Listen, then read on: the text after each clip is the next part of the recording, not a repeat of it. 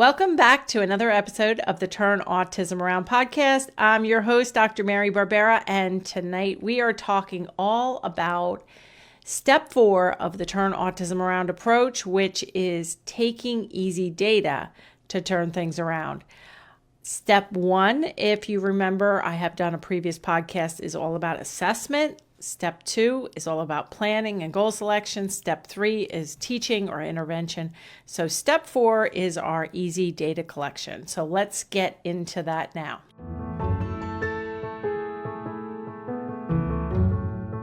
Welcome back to another episode. Today we are talking all about easy data collection. And I know there are both parents and professionals out there listening and watching. And you might think that data is confusing or better left to the professionals or complicated and scary. But I think after you listen to this, you're going to have 4 or 5 really good takeaways that you can begin to start counting behaviors and counting the behaviors that matter to help you turn things around. So if you are struggling with talking or tantrums or sleep or eating, there is the 4-step approach of the Turn Autism Around approach that can help you. And we are going to dive a little bit more into this data collection.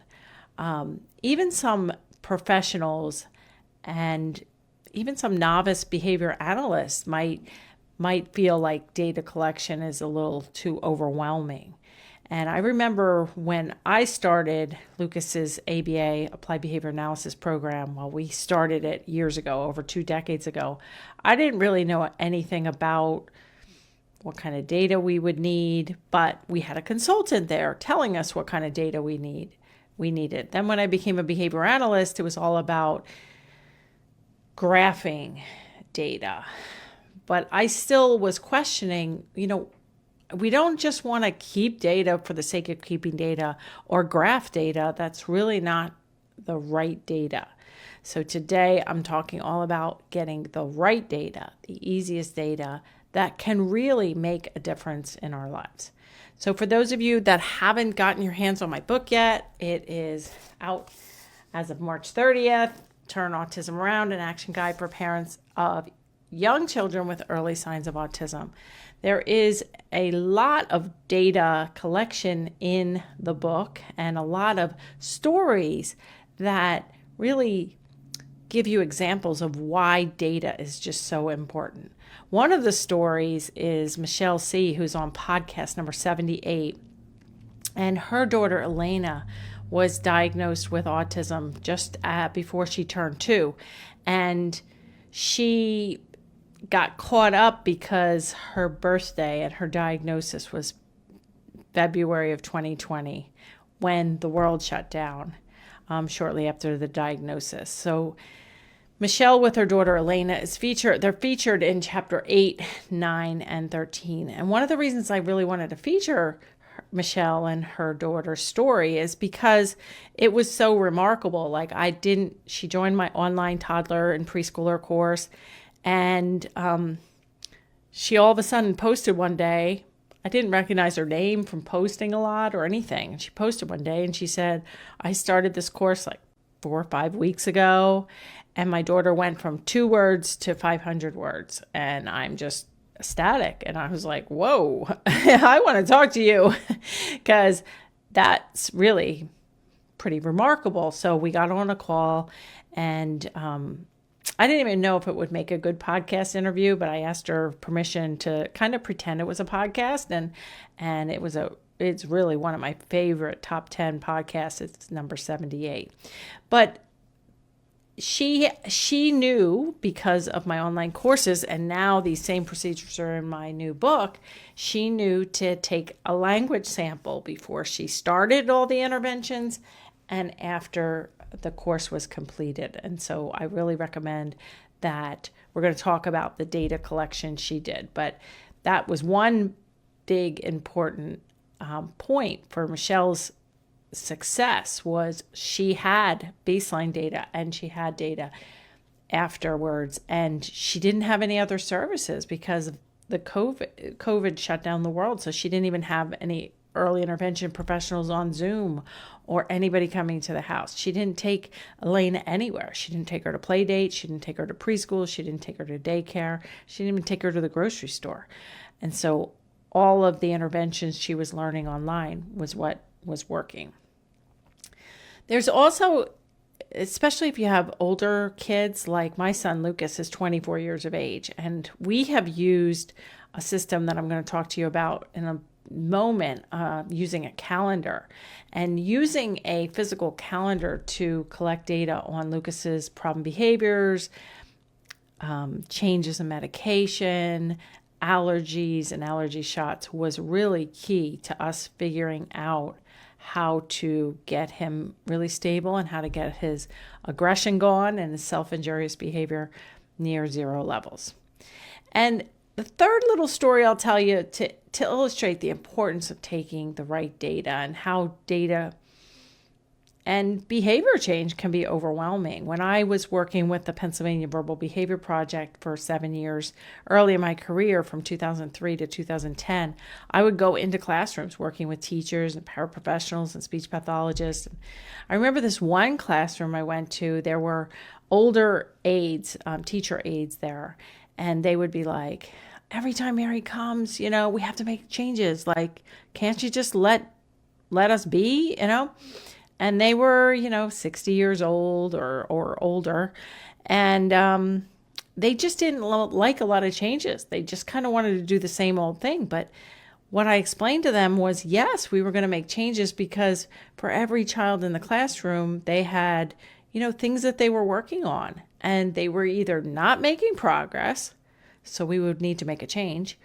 They were kind of making progress, so we would need new targets, new programs, or they were actually regressing or declining in their skills. And of course, we would want to make a change. So whether the graph is flatline going up or going down, in order to make progress, we would have to make systematic changes. Not every day changes, but once a week, once a month, we need to make systematic changes based on the data.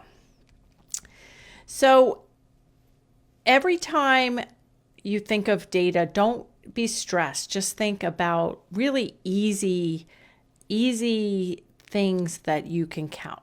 One of the easiest things that I find parents really like to count, and it's motivating to count, especially when things are going up, is counting first words. So in Michelle's situation, she, one of the first things I asked members of my online course to do, and now I'm asking people to do as they read the book in the assessment chapter, is to set a timer for, whether you want to set a timer for 15 minutes or a whole hour, it's up to you, but for that time interval, whatever it is, we have to be right paying attention, not multitasking, pay attention to count and write down every single word or sound or word approximation the child is saying. So in Michelle's case, when she did that prior to starting the Turn Autism Around approach, she wrote down mommy and dog, I think, or doggy and mom. Those were the only two words she heard in a 1 hour time frame. The other thing that we recommend in conjunction with that language sample is we always recommend 2 videos. One video of a 1 minute, 2-minute video of your child alone, doing something that they like to do alone without them knowing you're taking a video. And the other video is you trying to engage your child either at a table or on the floor with some kind of tasks. And these 3 little assessments, baseline assessments, help you really keep track of where you're at. It's a snapshot. Just like if you were losing weight, you'd want to take a before picture and you'd want to get on the scale and maybe do your measurements. That way you have a before. So that's one of the data collections I recommend, is a language sample and these little short videos to get a handle on your child, or if you're a professional, to encourage the parent to help the parent with those little tasks. So let's talk about a data collection system that is really helpful for parents who don't want to get into a ton of data, is a calendar system. Now, I really prefer, and I talk a little bit about this in my book, but I also have a video blog on using the calendar system that I basically created out of necessity because I have a background as a registered nurse as well as a behavior analyst. I'm a mom, I'm an advocate. And so here is Lucas's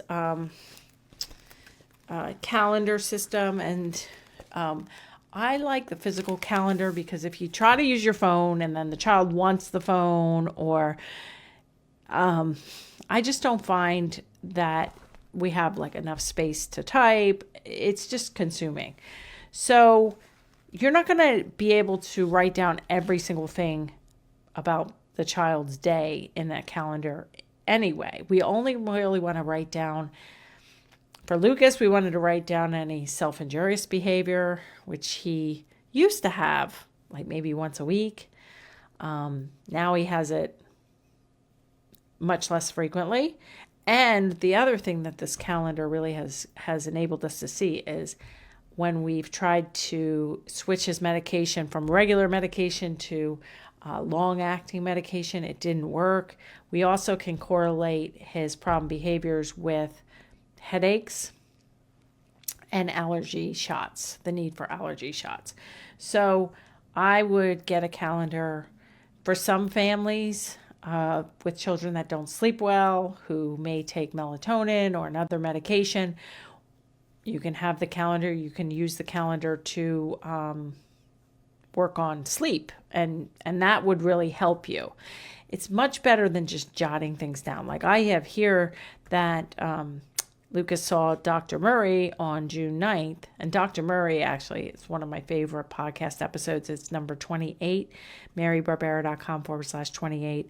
And Dr. Murray is a psychiatrist, but he's also a dad of a son with autism. And here I have that we visited Dr. Murray over video conferencing, but that Lucas's weight was down 18 pounds from prior to COVID. And now he's going on to lose over 40 pounds.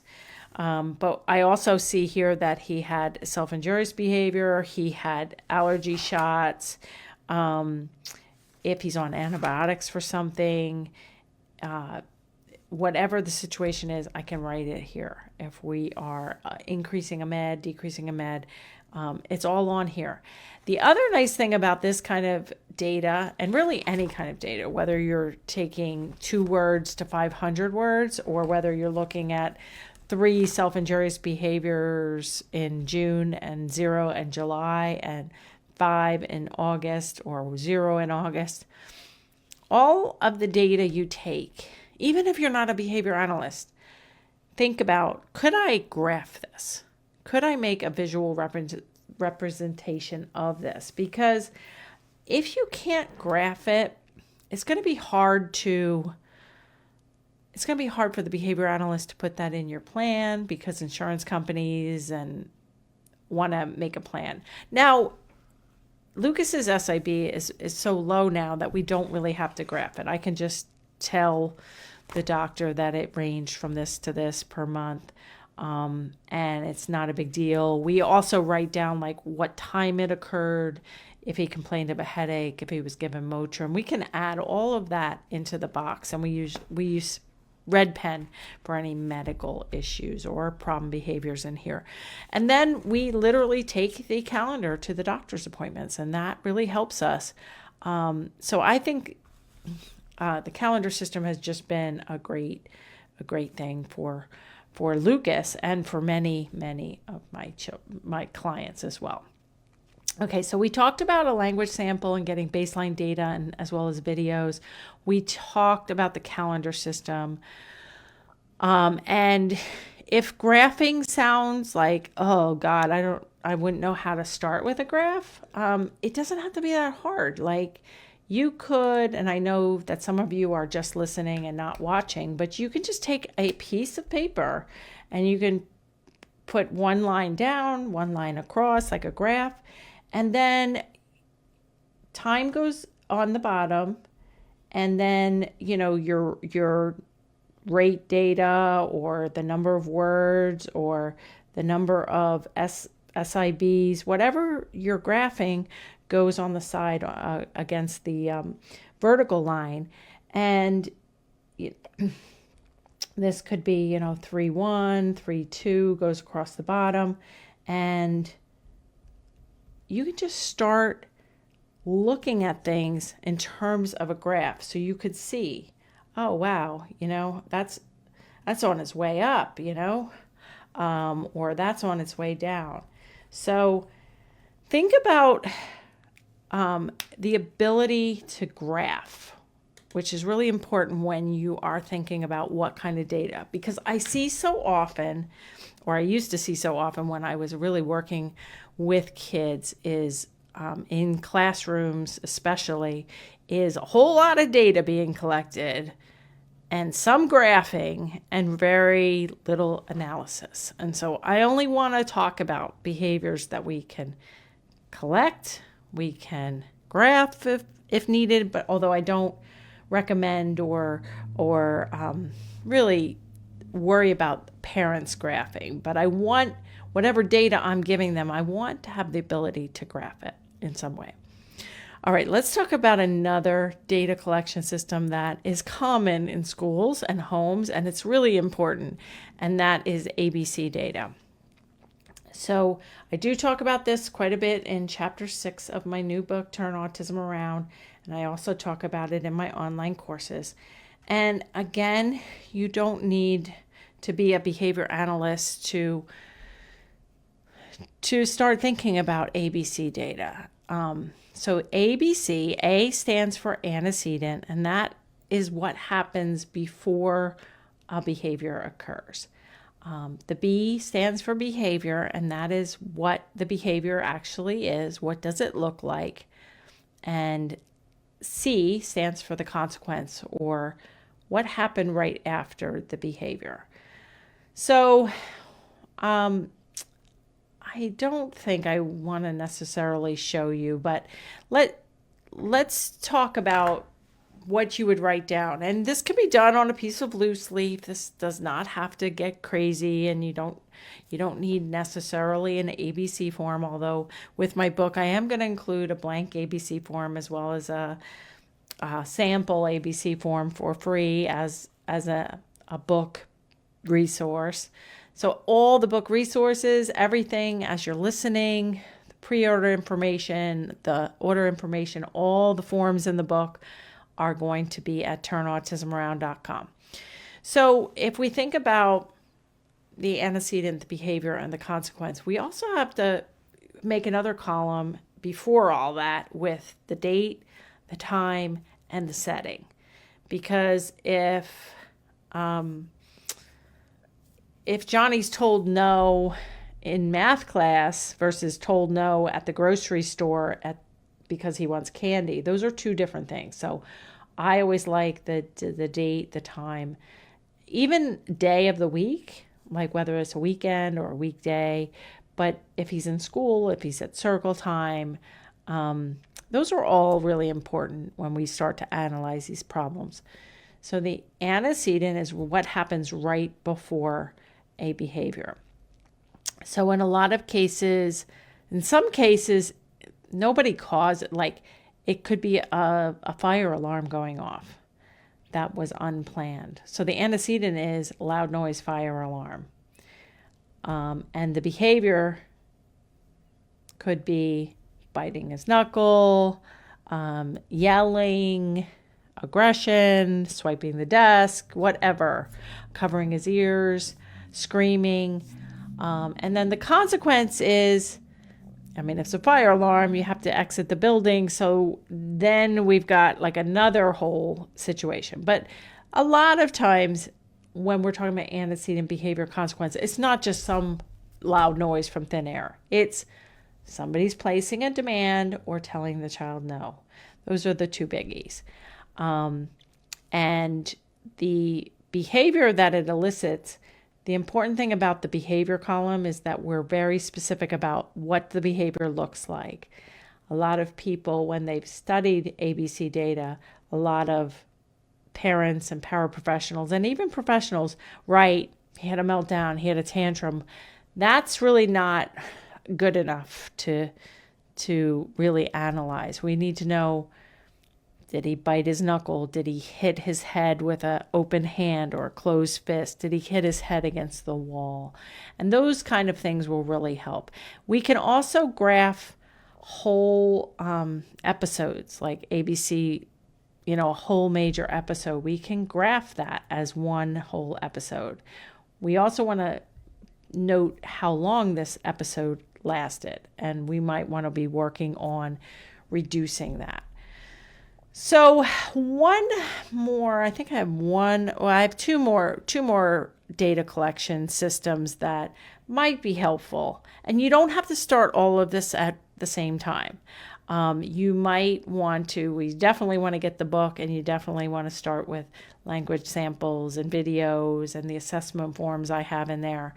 You might encourage the family, or if you're the family member, to start a calendar. I think this is great for any child, or even yourself if you're having a rash or a cough or something that you just kind of feel like you're chasing your tail.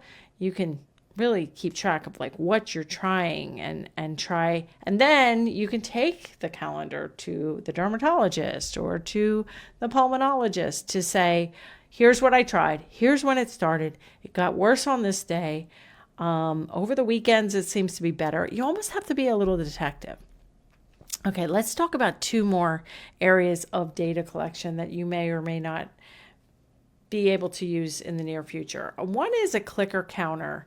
And when you're trying to look for a clicker counter, I would just search on Amazon for a clicker counter. This is counting people coming into a building kind of thing. And years ago, I'm talking more than a decade, 15 years ago when I was with the Verbal Behavior Project, we used these clickers a lot to count problem behaviors, like, he tried to kick me twice. Oh, there's a pinch, there's a yell, there's, just a bunch of clicks. But now that I'm aware of how the power of an auditory click to positively reinforce, now I am very strict on, I only use clicker counters to count words, to count smiles, to count good pro-social behaviors. And I tend to count whole episodes of problem behaviors, not with a clicker.